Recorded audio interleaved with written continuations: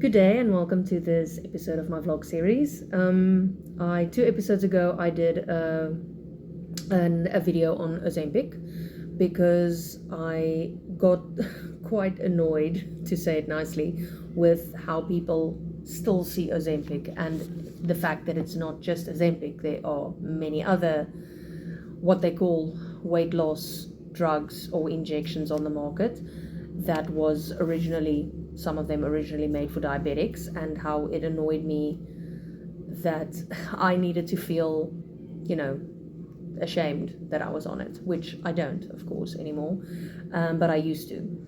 So this episode, I am now continuing the previous episode and I'm speaking about different studies that have been done.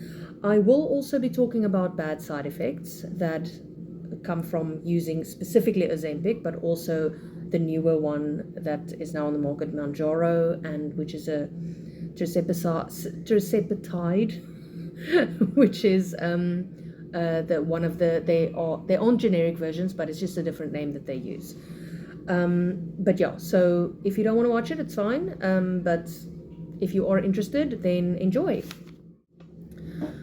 So a huge thing that was discovered while studying specifically Wegovy and Ozempic, but also some other semiglutide injections that cause weight loss, of course, it's been shown to improve brain health because it protects neural pathways in the brain, but I'll get to that soon. It's the GLP-1, the glucagon-like peptide that's in the semiglutide injections that protects neural pathways. And an article published on the Alzheimer's Association website has, that's where I read it. There was, in clinical trials, there was a 40 to 70% less risk of people that was on Wegovy and Ozempic to develop Alzheimer's disease. Now, because Alzheimer's disease, and most people know this, Alzheimer's disease is something that there's no cure for, and it's been studied extensively, and because very few people know exactly how the brain works, this is something that was a huge thing for people who were studying semiglutide injections, because if they could find something that slows the progression or delays the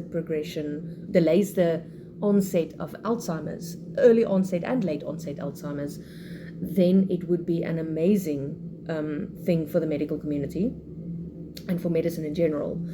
And that was seen in clinical trials with specifically Wegovy and Ozempic, which is, you must admit, that would be an amazing thing.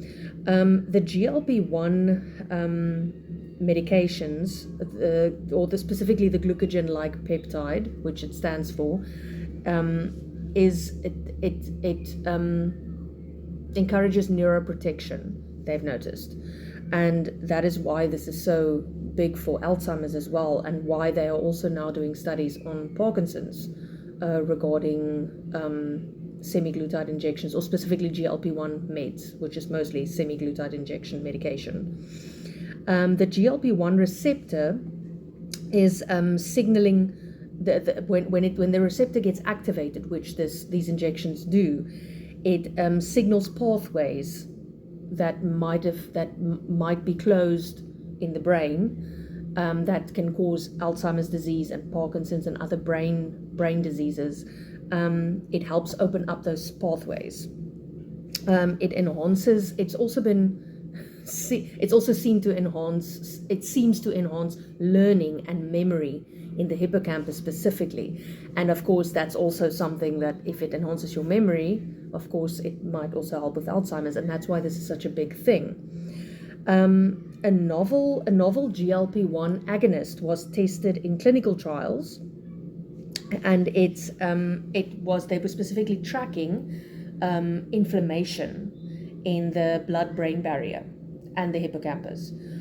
And if something like this helps for inflammation in the brain, especially in those areas, it helps your memory and it helps your learning ability. It also helped normal drugs that they use for specific things, for Alzheimer's and for other brain diseases, it helped them cross the blood-brain barrier, or the BBB, as they call it. So it helped those drugs cross the blood-brain barrier more efficiently, and then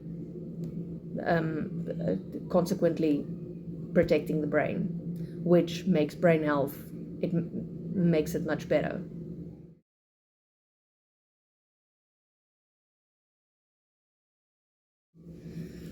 Now, something that goes hand in hand with the alcohol cravings, or cravings in general, is the main thing that these semiglutide injections, and it's not just Ozempic, just need to mention that again. There are many other medications, the newest one being, or one of the newest ones being Mounjaro, that helps with weight loss and helps with the blood sugar, the maintaining your blood sugar for diabetics. The big thing that it does is it reduces cravings, all cravings, which that's why I mentioned the alcohol thing. It reduces your cravings for food. And as I said in the previous video, I've noticed, or as I said in my very first diabetic video, it reduced my cravings a lot, so I eat a lot less, especially starch or carbohydrates. So the fact that it reduces your cravings means, the fact that it makes your food digest slower means your cravings are less. So your food digests, it digests slower, which means you do not want to eat as much, which means we have a saying in Afrikaans, jou oë was groter as jou maag, and I think it's the same in English. Your eyes are bigger than your stomach, so what you see, you want to eat more, and a lot of people are like that. And I think I mentioned it's a vicious circle for diabetics. The insulin you inject makes you hungry, you eat more, which means you have to inject more insulin because your sugar goes higher. It's a vicious circle. And for somebody struggling with obesity, or with people then struggling with obesity afterwards, it makes them more hungry because their stomachs get, not technically get bigger, but it feels like it gets bigger, so you need to eat more. So that was the big thing with the semaglutide injections, is the fact that it dampens your hunger, or lessens your hunger, basically, so you don't get hungry anymore at all. I can't remember the last time I was hungry. It's fantastic. But that also means that for specifically a diabetic, you need to check that you eat, because the fact that you aren't hungry makes your sugar then drop when you have to eat. So it is something that diabetics have to watch out for. The fact that something like Ozempic and Mounjaro makes you less hungry means that you might forget to eat, and that means your sugar will drop. So then it's also good to have this Libra link that I don't think you guys can see it. It's under my shirt. It's good to have that so that you can see exactly when your sugar drops, so that you then eat. Now, I have to speak about the negative effects, because I feel like I'm just promoting Ozempic at this point, or, not just Ozempic, semiglutide injections or GLP-1 medications. And there are some risks to it, but there are risks to any medication. Risks of specifically Ozempic include something that happened in some of the clinical trials was patients develop pancreatitis, which is very ironic because it's supposed to help with insulin that's being made by the pancreas, but it's actually the other parts of the pancreas, the bile duct and stuff like that was negatively affected in some patients, which caused pancreatitis, which can then also lead to pancreas cancer. Now, cancer is a word that I didn't really want to use because there are studies being done with semiglutide injections or GLP-1 meds and helping for cancer, but that has not been, a lot of studies have not been finished, and the clinical trials haven't been finished. So I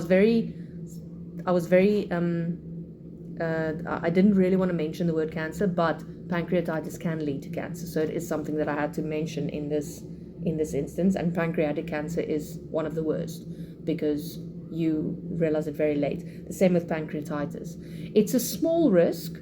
There were very few patients who developed it, but it was there. And it was specifically after they started using semiglutide injections. Then, of course, dehydration was a very big factor in some of these clinical trials. They noticed that the people had to drink more water, which means dehydration is one of the risks of these medications, and that can lead to kidney problems, which is a big thing for diabetics. A diabetic cannot live with one kidney. We need both kidneys to live. We literally cannot donate a kidney to someone because we need both kidneys, because you need more filtering throughout your body if you're a diabetic, because it has to filter out any glucose through the kidneys. So dehydration is something that, or kidney problems was something that could develop. I don't think it's been seen in studies. I didn't see an article where it was actually seen in studies, but because of the dehydration symptom or the dehydration side effect, you could develop kidney problems. Then gallbladder problems was something that was in one or two, I think it was two of the clinical trials that I saw, that I was reading about.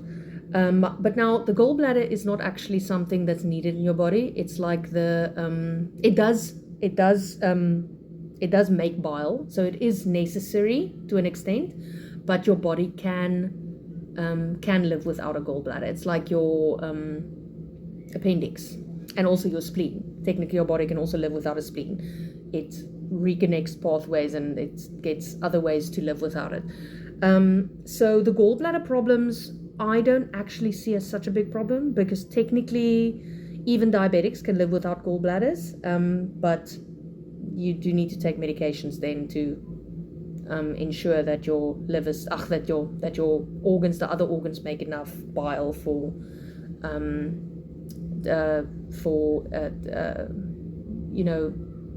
the food to digest and everything. There were also people who said, or diabetics specifically, that said they had changes in vision.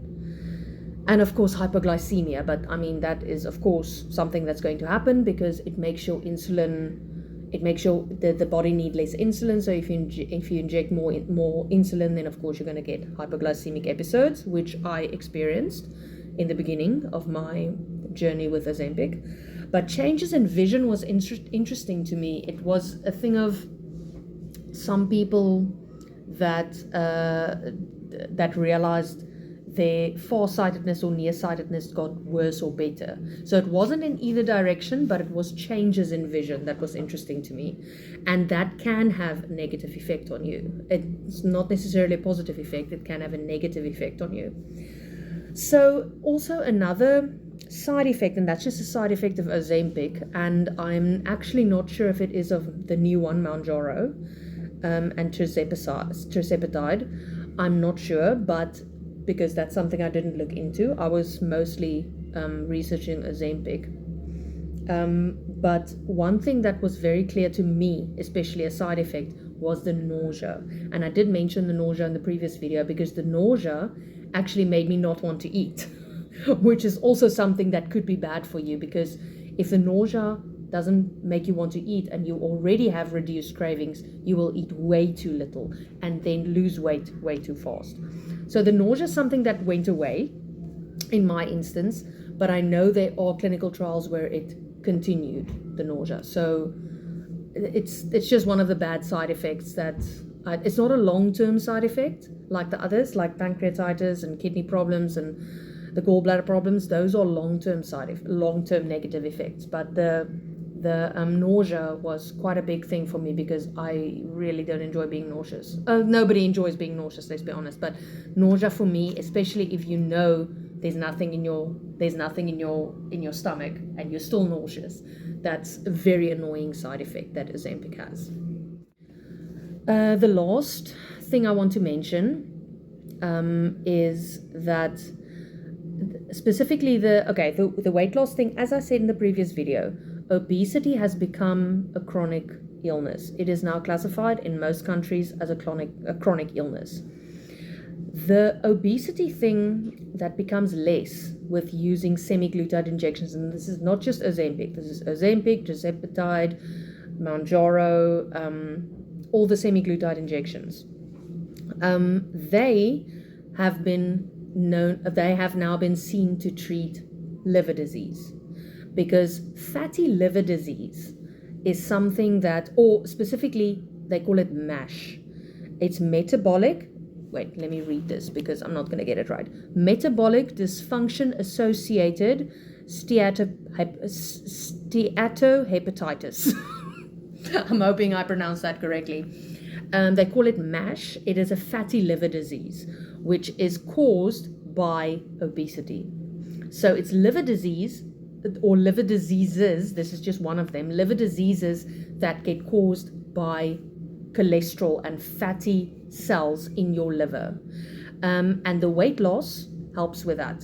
So the weight loss, and the other thing, one more thing, is the weight loss helps with heart disease. Mounjaro especially has been seen to help with heart health because of the weight loss. So the weight loss and I know I said I didn't want to focus really on the weight loss thing because I get very annoyed when people take it who should not actually be losing weight because they're already technically thin enough, according to me, which they might not think they are, but they should not be using Ozempic. I said I got annoyed with that, but for people who are very obese, these semiglutide injections would be very good because they will get healthier, their heart could get healthier, their cholesterol would be lower, the fatty cells in all of their organs, not just their liver, fatty cells are everywhere, that will get less, which means they will be healthier. But now just remember what I said about you have to also exercise. So you can't just use the injections and then not exercise. Exercising is still something because you have to get your cardiovascular exercise in for your heart to get healthier. So all of these things together also helps for heart health, liver health, and, well, as I said, brain health as well. But okay, fatty cells don't necessarily go sit in your brain, but it sits everywhere else. So anything that helps people to be less obese, and these are, as I regret to say, all these semiglutide injections help for that, which means if obese people use it, they will either, even if they are not diabetics, they won't become diabetics probably because they'll lose the weight. That causes the insulin resistance that I spoke of in the first video. And also it helps for the heart health and the fatty liver disease that I just mentioned. So that is a big plus point of these injections. Thank you very much if you got to the end of this video. It wasn't a very long video, but thank you very much for watching, and I hope you found it interesting. And this is just some of the research that I did on the semiglutide injections. So it looks like something very promising, the GLP-1 medications that could prevent all kinds of diseases that we still don't have cures for, which is fantastic. Thank you for watching, and I will see you in the next one.